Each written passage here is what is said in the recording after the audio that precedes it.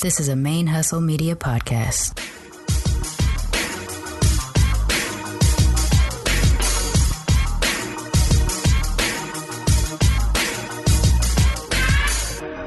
Hello and welcome to the show. My name is Jackie O and you're listening to Militantly Mixed. Yo, this is Rashani from the Single Simulcast. And when I'm not making you laugh or making up parody songs, I'm kicking back, listening to Militantly Mixed. Hey y'all, welcome to Militantly Mixed, a podcast about race and identity from the mixed race perspective. I am your host, Charmaine, aka MixedGirlMane, and I'm actually going to do something a little bit different for this episode. Not something that I had planned, but something happened over the weekend that has sparked some feelings in me that I want to discuss with the group. And I didn't have time to seek out anybody to talk to me about this particular thing, so it's just going to be, we're just going to do a solo episode. I know I don't do this very often, but I got some feelings, so I'm going to share them with you. The problem that I'm about to share is related to some DMs, some personal DMs that I received over social media. And it's a person that has reached out to me a number of times over the past 6 or 7 months, usually about a month or two spaced out between contacts. And usually the context of the conversation has to do with what I'm interpreting as their self-hate for their mixed identity. We've never spoken besides the DMs, and I don't wish to reveal anything about the person because we didn't talk about that. I had asked them months ago if they'd be willing to come on and talk on the show, but they didn't feel comfortable doing that. And so I extended let's chat a little bit and see what happens, and maybe over time you'll get comfortable. And if not, at least you've engaged with another mixed race person, right? That's kind of what I offered. So for the last 6 or 7 months, this person has reached out to me, like I said, with about a month or two spaced out between messages. And usually the messages are in such a way that I interpret it as self-hate. I try to be as empathetic as possible, but I will admit, I'm very defensive about self-hate when it comes to race. One is because I don't identify with self-hate related to race. I have embraced my mixed identity. I love being mixed. I love it so much. I started a podcast about it, and then I started another podcast where I talk about it all the time, but I also include my nerddom, Everything about my whole deal is mixed. I'm mixed race. I'm bisexual, so I think about my sexuality as mixed to a degree. I make jokes all the time about how often I have mixed feelings because I don't always have a hardcore decision. I'm usually in the middle of something. And so my whole deal is mixed. So I can't relate to self-hate as it pertains to race. And I don't know how to, beyond extending empathy just from person to person, I see you're a person hurting, I have empathy, I want to help. Besides that, that's about as far as I can extend my empathy and understanding. The more a person continues down a path that is going towards self-hate, the harder it is for me to engage.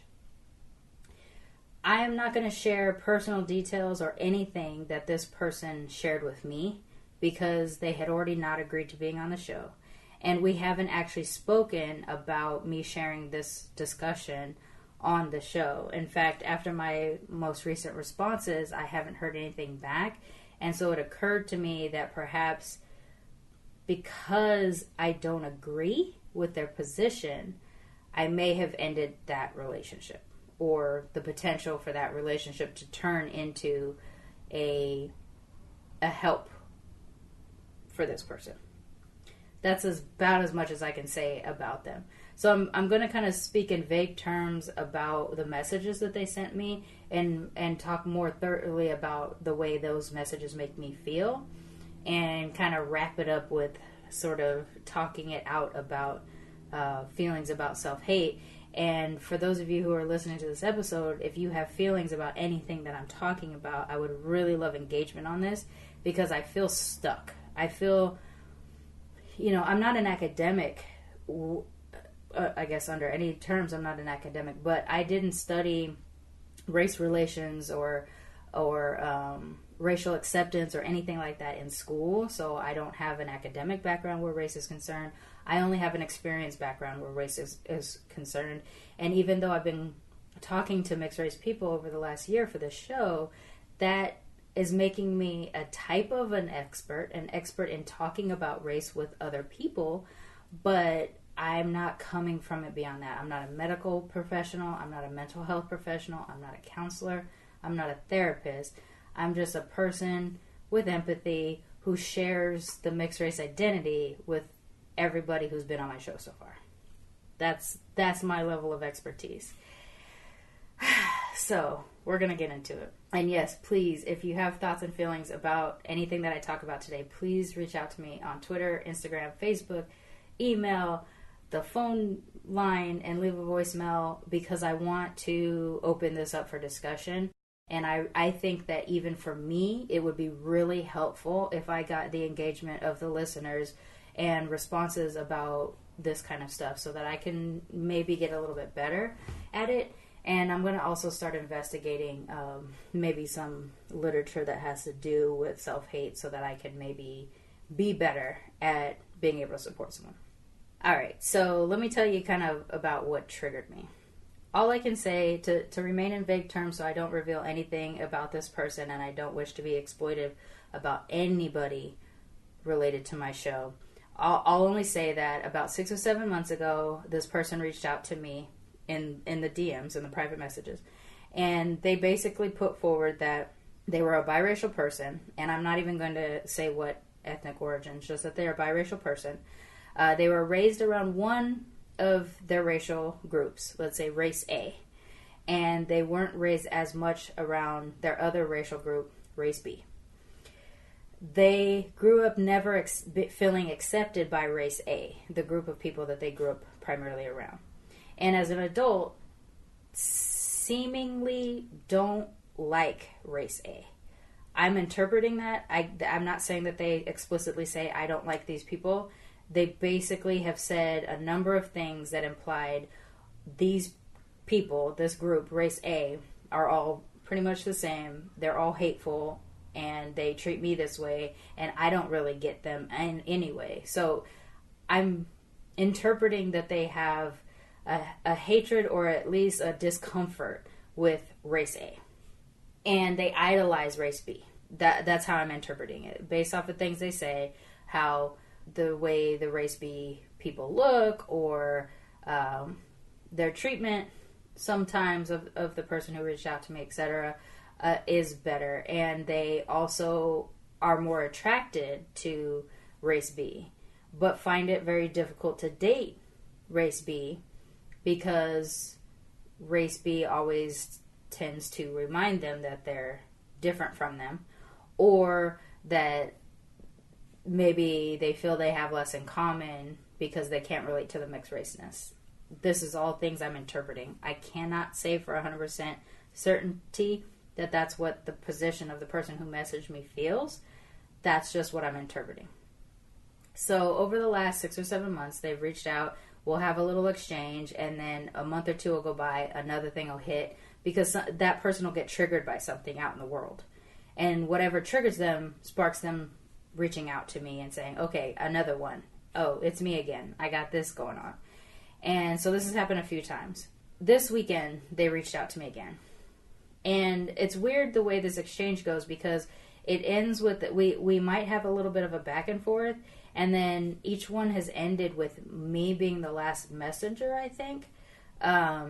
And so there's not even necessarily like a confirmation of, yeah, I understand, or whatever, blah, blah, blah. It just kind of ends abruptly. And then 1 or 2 months go by and they reach out again. Okay, so that's what happened this most recent time. What got me this time around is, well, it's a couple of things.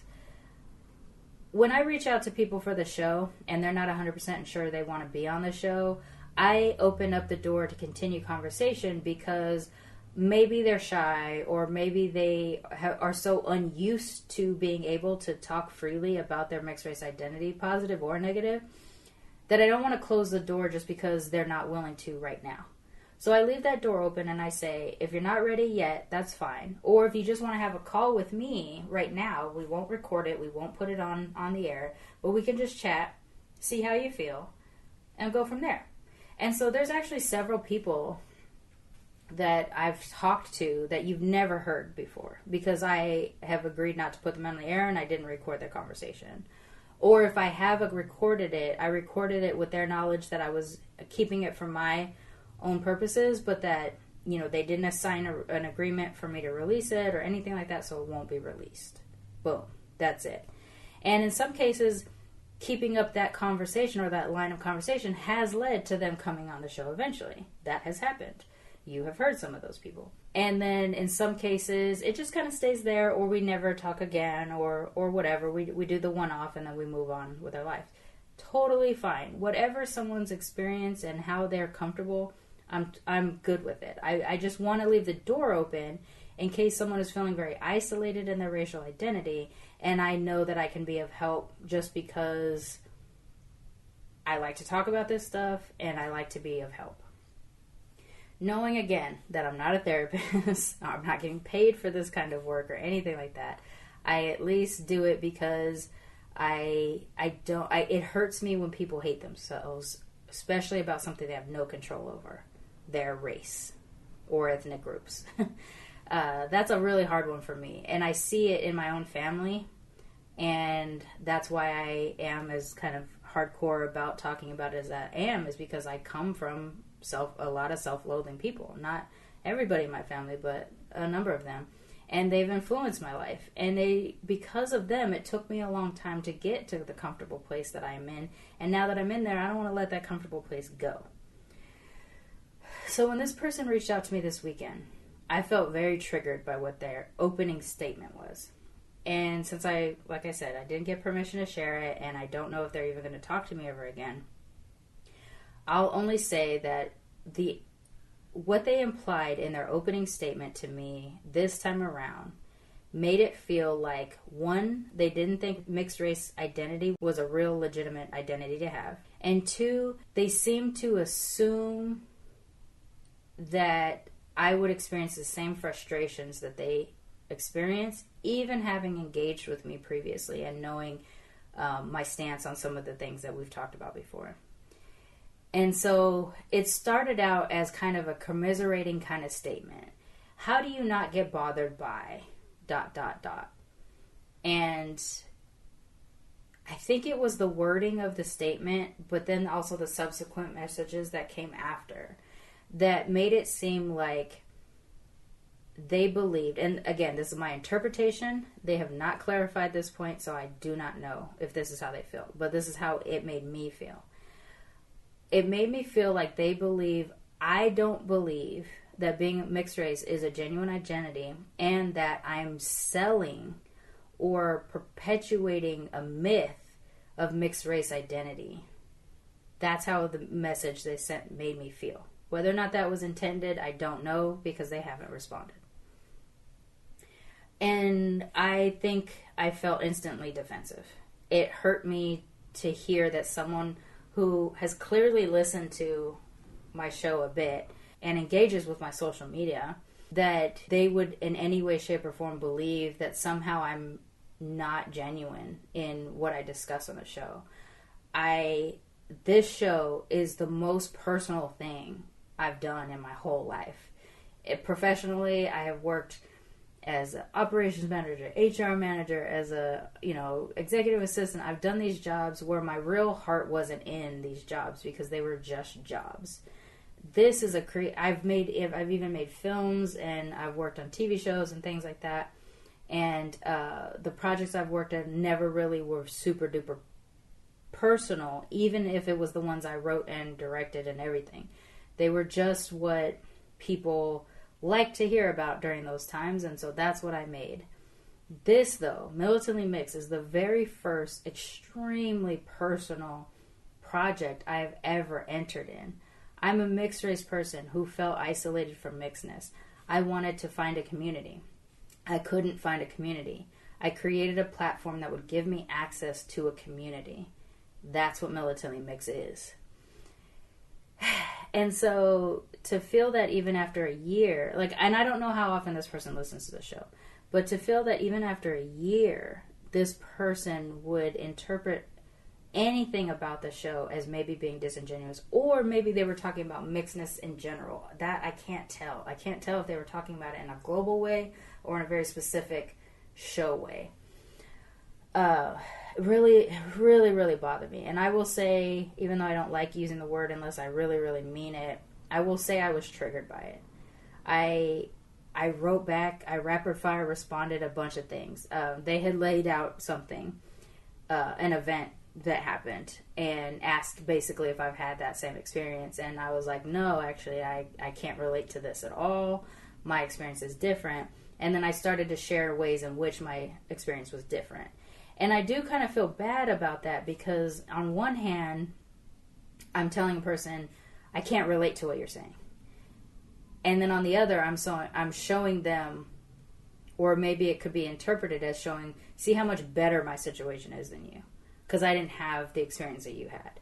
And that's not how I meant it, but I'm sure it can come off that way, or it can be a little bit hurtful when someone doesn't have an experience exactly like your own. And so they laid out something that they had a negative experience for, and, asked if that was my experience too. And I said, no, I'm quite the opposite, actually. This is more characteristic of my experiences. And it was totally different and positive towards one particular race of my background. This person has one race they feel positive about, one race they feel negative about. I have 3 races. One I feel very positive about. The other I feel mostly positive about, but sometimes don't get mutual positivity from. And one that I'm totally erased from. That's my experience. But even in the case of the racial group that erases me, I don't feel anything. I don't feel much about it. I feel some things, but I don't feel much about it. Not in the same way that this person feels about their groups. I'm sorry, I wish I could be more specific, but I'm really trying not to be exploitive to the person that sent out this message. I'm just talking about my feelings from the event, basically. And so I kind of rapid fired some responses, and I shared some ways in which my experience was different. And I also continued on this request that I did earlier in our previous engagements, in which I said, I really think you should seek out therapy to deal with this issue. I go to therapy. Well, I don't go to therapy now just because I can't afford it, but I'm a big proponent of therapy. You've heard me talk about depression and anxiety, things that I suffer. And therapy has helped me throughout several different chapters of my life deal with a lot of things. And my racial identity is one of the things therapy has helped me deal with. Not so much my own identity, but how I perceived people receiving me was something I had to deal with in therapy. And so I had stated to them months ago that I think they should seek out therapy to try to find out where this comes from, this seemingly self-hate, and how to find ways to shake off the dependency on someone else's views of you. And this time around, I reiterated it. I was like, look, I hear what you're saying. I don't have the same experience. I don't know how to help you through this. I also feel like you're asking for commiseration on something I disagree with. And I can't extend that. But I do think therapy can help you deal with some of these issues. It definitely helps you investigate the source of the hate that you feel about certain things. There are things about me I've hated before. Therapy has helped me deal with that kind of stuff. Race just happens to not be one of the ways in which I've hated myself. And so I don't feel equipped to continue these conversations. I don't want to close the door, but also when somebody else's self-hate starts to impact you, that's a lot to ask for. I'm going to say for free, not because I'm expecting money for an exchange like this, but I'm going to say for free because it is an exchange and I'm losing something of myself in the exchange. A big chunk disappears. It bothered me for a good portion of the morning that I received the message. I ended up talking it out a bit with my husband, who can't fully relate because although he is mixed race, he is not mixed identity. He grew up only around his white side, as you heard in the mixed non-mixed episode. And so while he is aware of differences in how people respond to race and identity and things like that, he himself does not have that. And so he kept saying, you know, I don't know how to deal with the thing like that because I just don't understand it. I don't have that same thing. And his whole thing is he doesn't understand how people feel about their own race because, like, in his case, he never had to, pretty much until he got with me. So to read or hear me complaining about somebody's response to me, he couldn't relate, so he couldn't be helpful. I reached out to another mixed race person I know. In fact, I already shouted her out, so I'll go ahead and say it. I reached out to Natalie Evans from the Some Kind of Brown podcast because we're both mixed race podcasters, and actually we talk fairly frequently now because, like, I view her as my little sis, my little mixed sis, and so I basically was just putting it out. I was kind of venting. And so Natalie, you know, said her piece about it, and I said my piece about it, and in the end we came to the very same conclusion, which is just that, you know, you want to be helpful to somebody if you can be, but if the cost of you being helpful is chipping away at you, that's a lot to expect and to ask, and also to know, like, what is the end game? Is the end game trying to get me on this person's self-hate train? Or is the end game, I don't want to feel this self-hate. You don't seem to have self-hate. Can I use you as a resource to stop feeling this? If that was the direction this was going, I'd be happy to continue it on. But I don't feel that this is necessarily the way this is going. It felt like after the third or fourth time of engaging, at this point, I feel like this person is trying to get me on the self-hate train. And I cannot get there. I am too far gone in this love of my racial identity to ever go back there. And I could tell you, if every person I ever encounter from my shared racial groups, if every black person, if every Japanese person, if every Caucasian British person came up to me and told me that they hated me for being mixed, while it would terribly suck, it would not change how good I feel about my mixes. It would not. Because that is something internal to me that I create how I feel about it. And I love it. You've heard me talk about, I love being mixed. I love it so much. I love my ability to cross into multiple cultures. I love the openness and understanding I have about race and culture because I come from so many different races and cultures. I love that even if I'm engaging with someone who comes from a different race and different culture and ethnic background than me, that while I may not know anything about their group, I have an openness and a desire to learn about it so that I can put it in my cultural Rolodex to pull from the next time I engage with a person from their same group. I love it. And I feel I have a better ability to absorb that kind of information because of my mix and the luck I had in being able to grow up with exposure to all of my cultures, or most of my cultures. I love it. I love it so much. And I created this show because I wanted the people who listen to it to love it too. Like, I want y'all to love your mixes and be proud of who you are, because you can't do anything about this. Your parents decided to have you, and you just ended up the way you are. You have no control over the way your skin color came out, or, you know, your physical genetics. You don't have any control of that. You can either embrace or not embrace. And in my case, I'm choosing to embrace who I am and the cultures that I grew up in. And even though some of the aspects of the cultures I grew up in and am a part of do have some negativity, maybe towards me as a mixed race person, or towards me as a woman, or towards me as an LGBTQ plus person, whatever, there's so much good that I can find and I can enjoy. And then I'll find my way to, in a social justice arena, combat the things that are against me. That's how I feel about racial self-hate. It's not going to penetrate me. But it'll penetrate me in the way that it'll bother me that it's happening. And that's what happened to me over the weekend. It bothered me so much that it was happening, and it cast a shadow over course a portion of my day.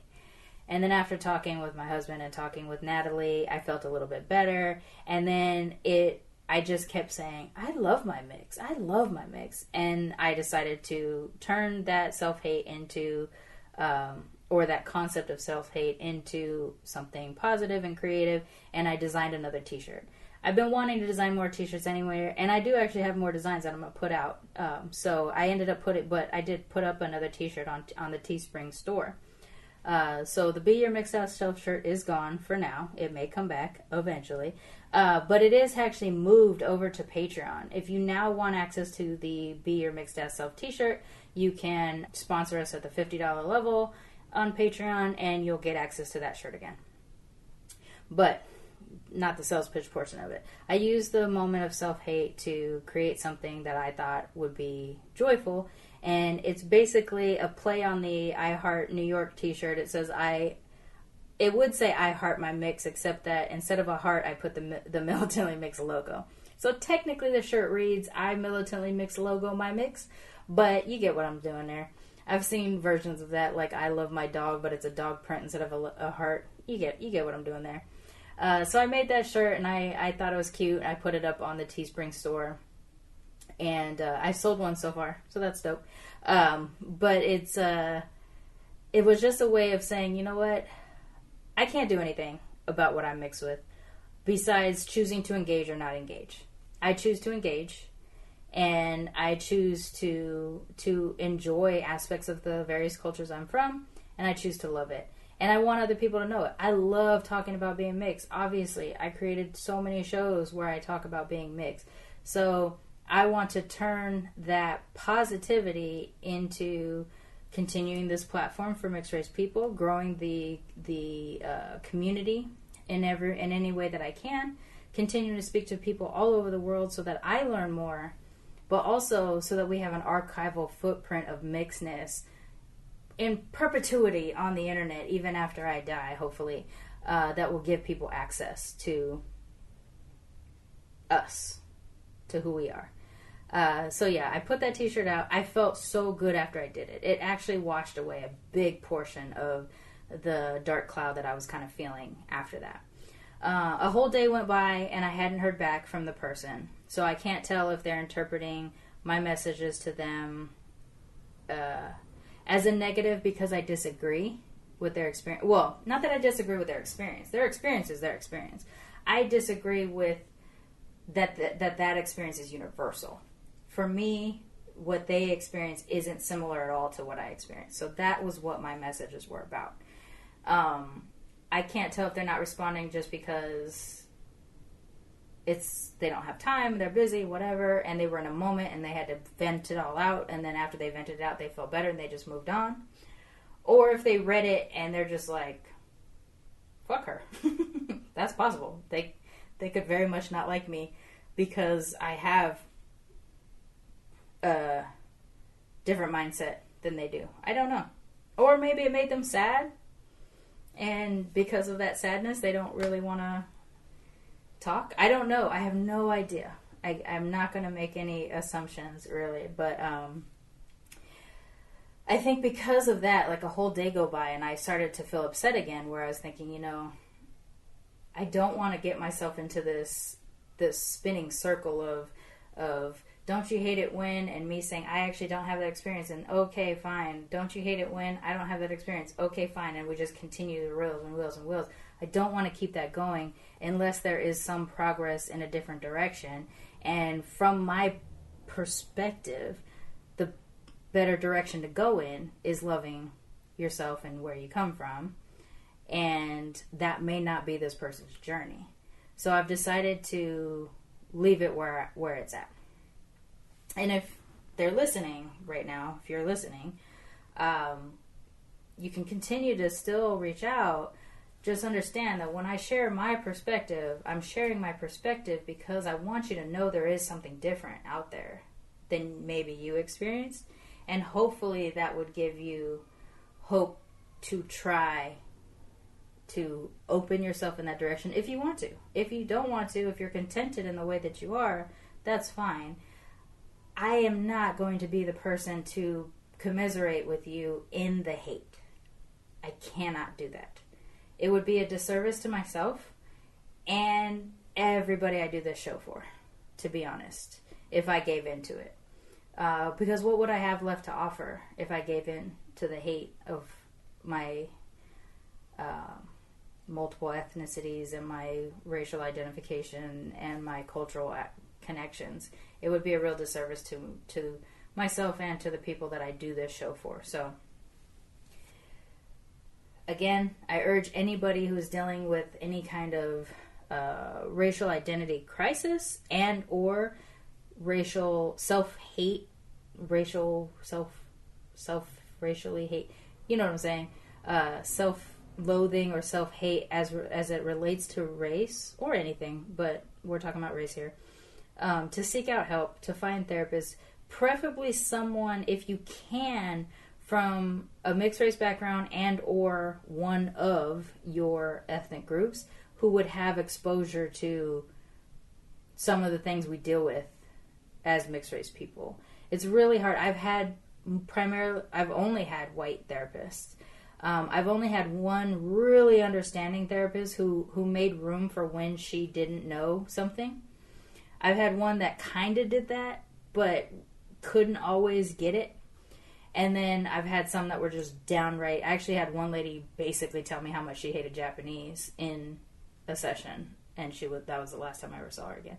So I know that how hard it is to find people of color or mixed race people in mental health positions. But if you can, do. And if you can't, still find somebody that you can help deal with this. Preferably someone who has a background in racial identity, because it will make a huge difference in your life, and it'll hopefully help with the things that make you depressed or hateful towards yourself.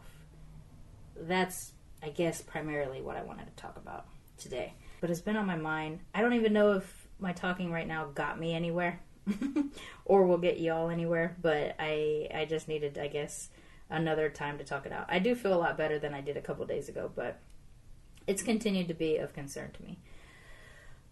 So that being said, as I mentioned, the Be Your Mixed House Self t-shirt is gone from the Teespring Store because it is a fundraiser shirt. It is now moved over to Patreon at the $50 level. If you sponsor us at $50 level, you will receive a Be Your Mixed House Self t-shirt after your third month of sponsorship. I did also go in and change and update the Patreon tiers for sponsorship. So now there's additional tiers and a few other things.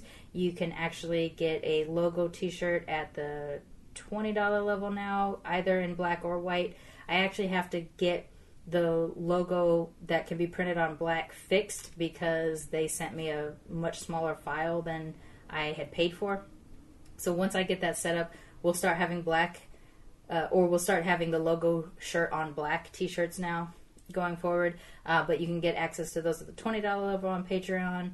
And we also have shout outs and different things, tip jar support now on there as well. And I'm open to suggestions if you have other suggestions on what you would like to see as tiers for sponsorship. Of course, as we get more sponsorship, more swag is available, but also more newsletter type things or community type things could be included. As of right now, I don't have the bandwidth to be able to create some of these extra things because I have to work. I have to find work as much as I can. I still haven't found a day job, so my stuff is a lot of freelancing right now, and I'm doing as much as I can. I'm continuing on with the goal. For the month of September, we're trying to hit $200 a month for Patreon sponsorship. At present, we're at $120 a month, which is amazing.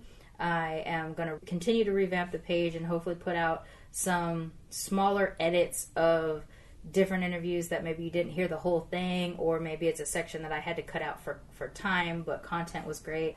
All right, so with Patreon, you can go to patreon.com/militantlymix and sponsor the show. You can review our new tiers and see what you do. I am going to try to continue to, add more content on there exclusively for the patrons. I'm going to start working on that. I work on it here and there, but it's really hard to keep up with because of bandwidth. The more sponsorship we get, the easier it'll get because I can start chipping away at my day work projects and things like that, and I will make it happen because ultimately this is what I want to do anyway.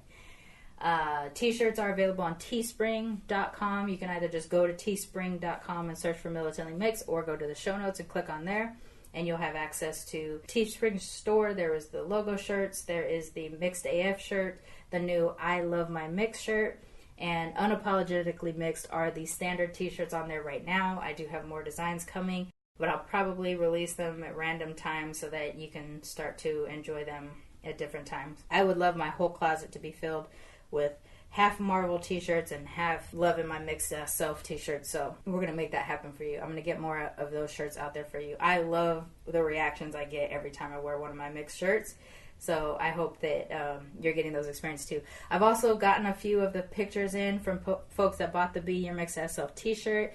Some of them are on the Instagram page. I got another one I need to get up there here soon as well. If you did buy the shirt, please post the shirt on Instagram, hashtag it Be Your Mixed Self, or just send it to me if you don't mind me posting it on the Militantly Mixed page. Charmaine at militantlymix.com. That's S as in Sam, H-A-R, M as in Mary, A, N as in Nancy, E, at militantlymix.com, and I will put it on our Instagram. I am loving the big ass smiles that I see on people's faces when they're wearing the shirt. And I know how I feel when I wear the shirt too. So it is really empowering. It's odd. It's just a t-shirt with some letters on it, but it really is empowering to walk around and show that you have pride about who you are. I love it.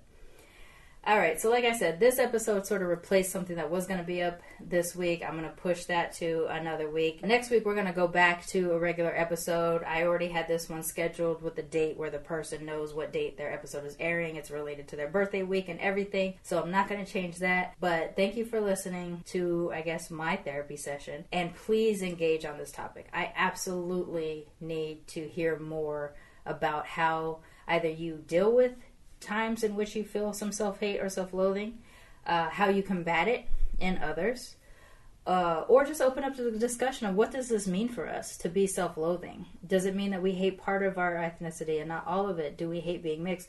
Whatever it is, let's talk about it. You can either drop a voicemail with a quick message. I think you can record up to 3 minutes on the voicemail.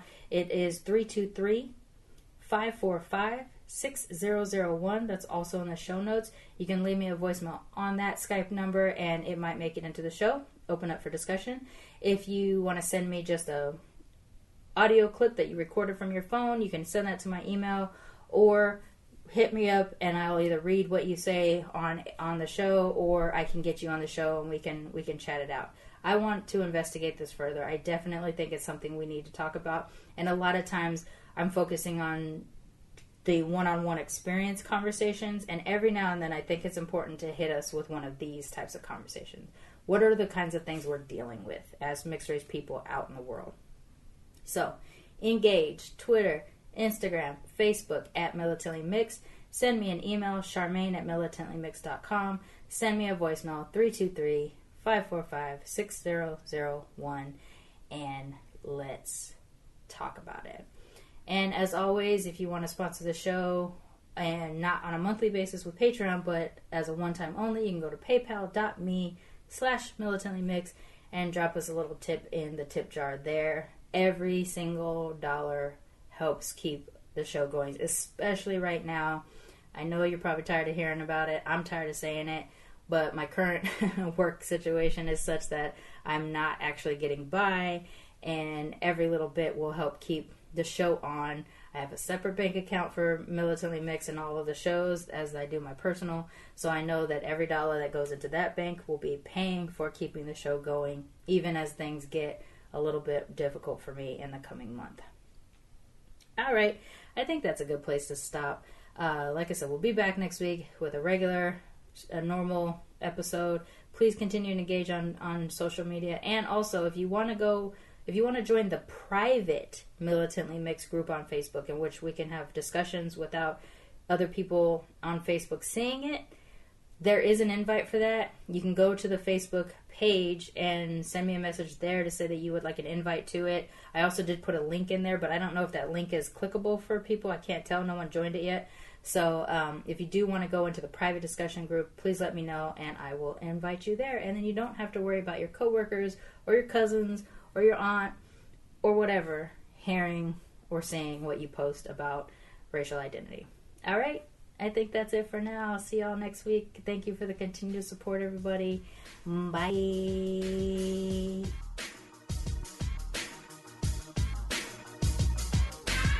Militantly Mixed is a ManeHustle media podcast, produced and hosted by me, Charmaine Fury. Music is by David Bogan the One. You can follow us on social media on Twitter, Instagram, and Facebook at Militantly Mixed. If you'd like to become a sponsor of Militantly Mixed, please go to patreon.com/militantlymixed for monthly sponsorship, or paypal.me/militantlymixed for a one-time only donation. And if you like what you hear on Militantly Mixed, please subscribe, rate, and review on iTunes or wherever you listen to podcasts. And don't forget to be your mixed-ass self. ManeHustle Media. Turn your side hustle into your main hustle.